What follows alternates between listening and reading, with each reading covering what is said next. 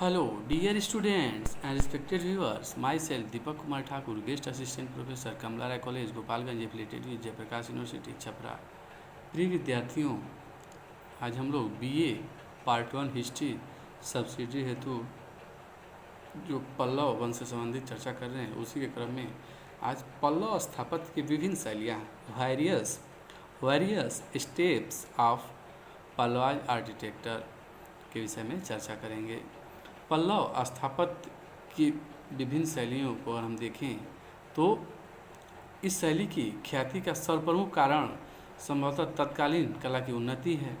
पल्लव कलाकारों ने वास्तुकला को धीरे धीरे काष्ठ कला और कंदरा कला के प्रभाव से मुक्त करना प्रारंभ किया। इस काल की प्रारंभिक कृतियों में उन्हीं प्रणालियों का अवलंबन किया गया है जिन्हें काष्ठ कलाकार एवं कंदरा कलाकार अपनाते थे, परंतु धीरे धीरे उन प्रणालियों का परित्याग होने लगा।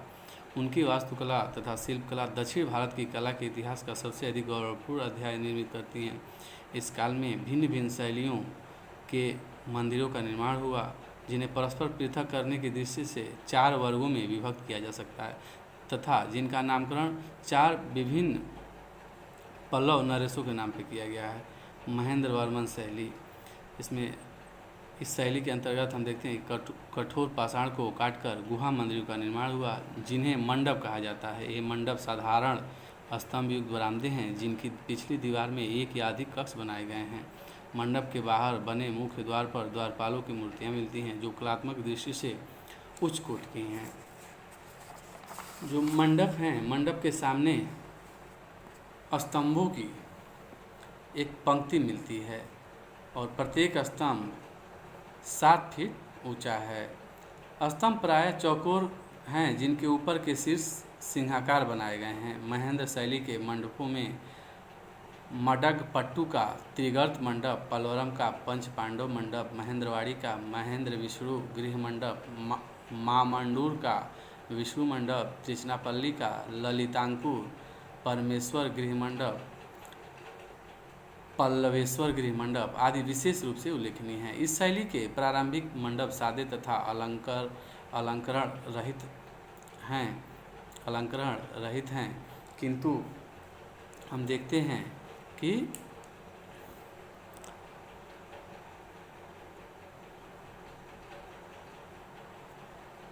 बाद के मंडपों को अलंकृत करने की प्रवृत्ति दिखाई देती है।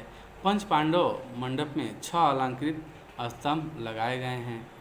महेंद्र वर्मा प्रथम के बाद भी कुछ समय तक इस शैली का विकास होता रहा।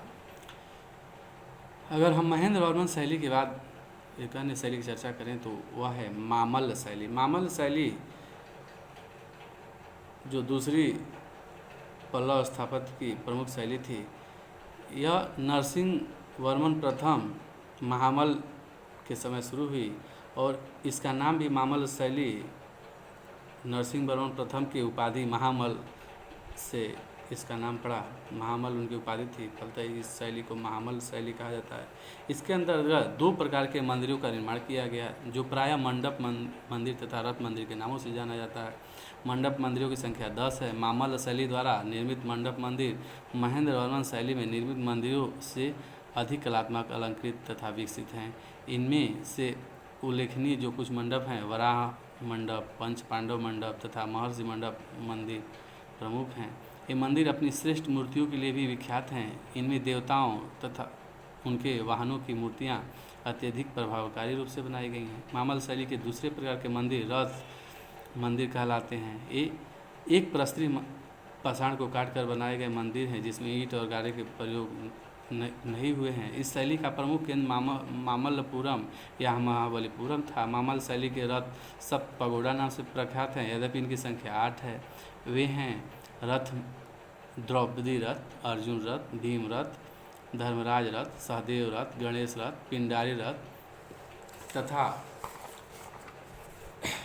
वलयान कुट्टी रथ। इन मंदिरों की कुछ प्रमुख विशेषताएं हैं। बहुत सी अलंकृत मुख्य द्वार, 8 कोण वाले सिंह स्तंभ तथा अलंकार के लिए दीवारों पर राजा एवं रानी की मूर्तियां लगाई गई हैं। इस समस्त रथ संभवतः शिव मंदिर थे। इन रथों में से कुछ की छत पिरामिड के आकार की है और कुछ के ऊपर शिखर हैं। इनमें अनेक भागों पर काष्ठ कला का प्रभाव दिखाई देता है। ये रथ अपनी मूर्ति कला के लिए भी प्रसिद्ध है।